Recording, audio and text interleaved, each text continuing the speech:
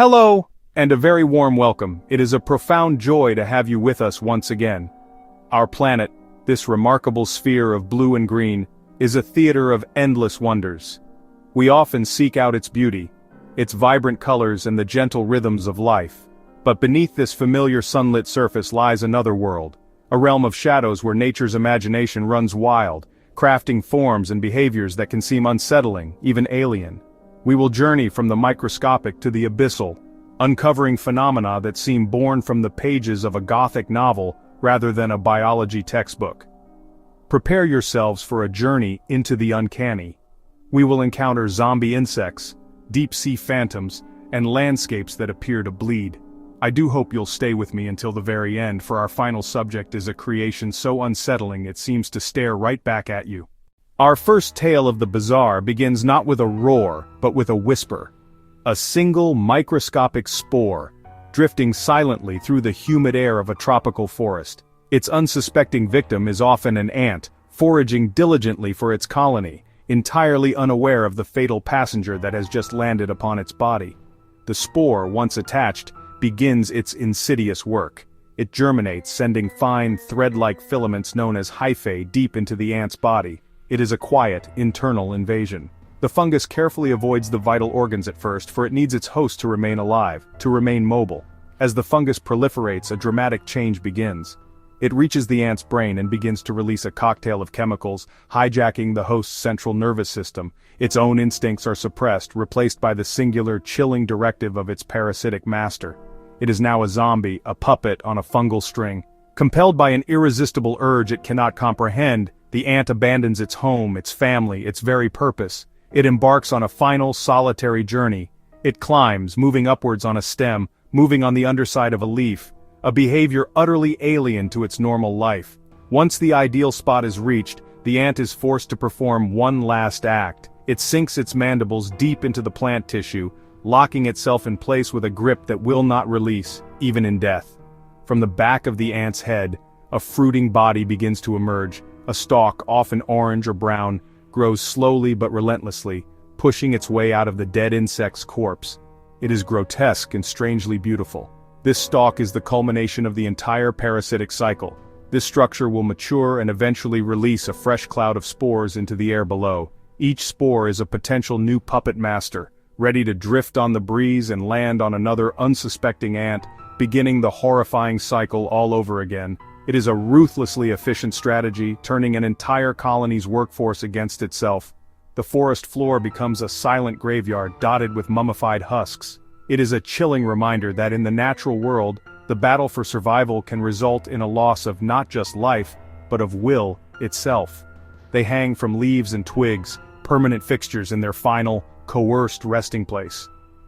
A long, grim process of transformation, and one of nature's most macabre survival strategies. We now leave the forest floor and descend, down into the crushing blackness of the deep ocean, to a realm where sunlight has never reached, under pressures that would pulverize a human. It is Mitsukurina ostoni, the goblin shark. Flabby pinkish-gray body, a long, flattened, blade-like snout, small, dark, almost useless eyes. Built for ambush, not speed. Normally the jaw is retracted beneath the snout. When prey is near, a fish, a squid, a crustacean, it detects them with electrosensitive pores on its snout. In a fraction of a second, the jaw catapults forward. It protrudes to the end of the snout, a nail-studded trap. Needles of teeth ensnare the victim, jaws retract, pulling the meal in. The whole sequence is a blur of grotesque, rapid motion. A sluggish, benign-looking creature becomes a lightning-fast predator. Encounters are exceptionally rare. Even with submersibles, sightings are major events. Known from a single specimen off Japan in 1898, each specimen is precious. It lives in solitude, a phantom of the deep, haunting deep-sea canyons and continental slopes. Flabby muscles and low-density flesh give neutral buoyancy. Veins visible through translucent skin lend a pinkish hue. Seeing the jaw extension is to witness something primeval. The deep ocean is evolution's strangest laboratory. Our next journey takes us to the coldest, driest, most remote continent on Earth, Antarctica. Here in the McMurdo dry valleys lies a phenomenon so startling it seems to defy logic. Pouring from the tongue of Taylor Glacier is a 5-story tall waterfall the color of blood. This is Blood Falls. For over a century since its discovery in 1911, this crimson stain was a profound mystery. Early explorers guessed red algae, but the truth is far stranger. The falls are a window into a secret world beneath the ice, a subglacial lake trapped for at least 1.5 million years. It has never seen sunlight, it has no free oxygen. It's incredibly salty. It should be sterile, but it isn't. It's home to a unique ecosystem of microbes that breathe iron through chemosynthesis. The lake water is loaded with dissolved iron. When the fissure lets the water out and it meets air for the first time in over 1 million years, the iron oxidizes, it rusts. The flow stains the ice with iron oxide.